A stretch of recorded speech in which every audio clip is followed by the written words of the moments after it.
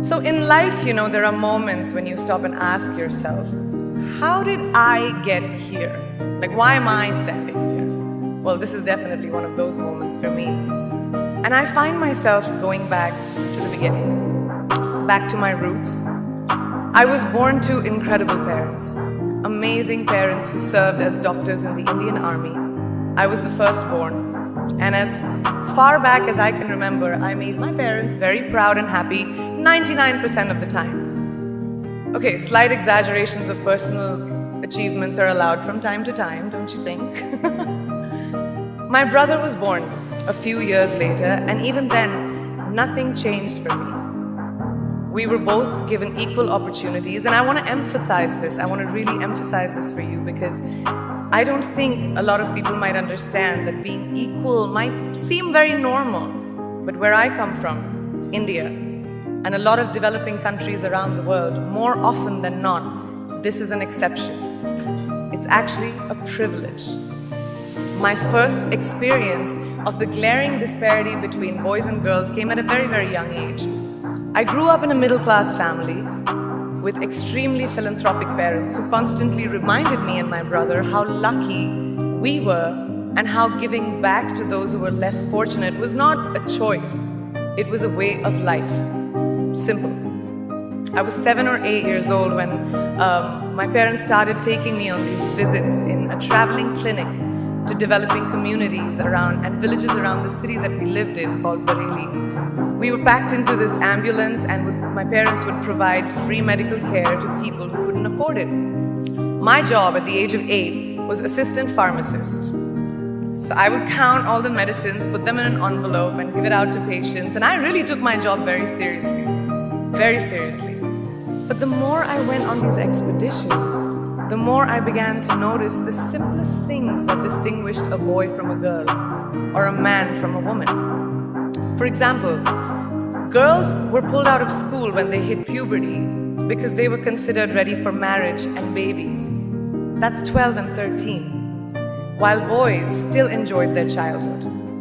Or basic human rights such as healthcare were denied just because they were women. Let's call this whole experience trigger number 1 for me. Fast forward a few years and many, many triggers in between. Like a producer-director, for example, early on in my career, I must have been about 18 or 19, telling me that if I didn't agree to the ridiculous terms or painfully low salary in his movie, that he would just replace me. Because girls are replaceable in the entertainment business. That was a memorable one. Made me decide to make myself irreplaceable. But I think what really moved the needle for me and ultimately led me to create the Priyanka Chopra Foundation for Health and Education and around the same time partner with UNICEF was an encounter with my housekeeper's daughter. About 12 years ago, I came home from set early one day and she was sitting in my library reading a book. And she must have been 8 or 9 years old and I knew she loved reading. So I asked her, I was like, it's a weekday, why aren't you in school? And she said, oh, I don't go to school anymore. So I went and asked her mother and I said, why isn't she in school? And her mom said that her family couldn't afford to send her and her brothers to school, so they chose the boys. The reason, she would eventually get married and it would be a waste of money. I was completely blown. And it shook me to my core. Eventually, I decided to cover the cost of her education so that she could continue to learn, because education is a basic human right.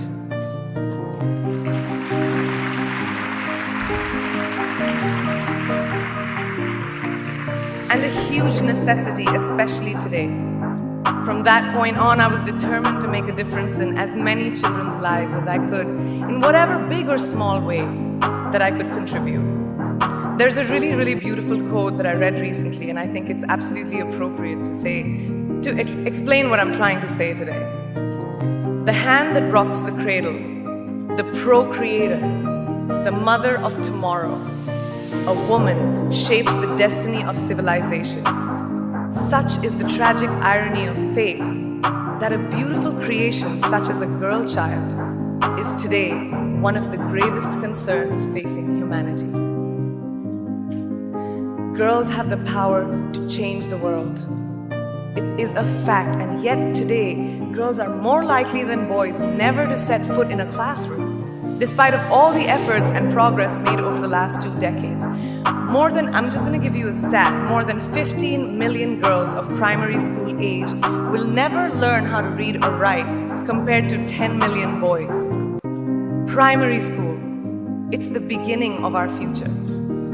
Over the last 11 years, I have witnessed firsthand the incredible work that UNICEF does for children around the world, especially victims and survivors of child marriage, displacement, war, sexual violence. But there is still so much work to do. And for me, that is the fuel to my fire. The reason I am so committed to this cause, and that is where my passion stems from. Because I know that a girl's education not just empowers families, but communities and economies. A result of her education, we all do better. It's just as simple as that. As entertainers and influencers sitting in this room, I feel that it's our social responsibility to be a voice for the voiceless, which is why I applaud each and every woman in this room for being such a badass.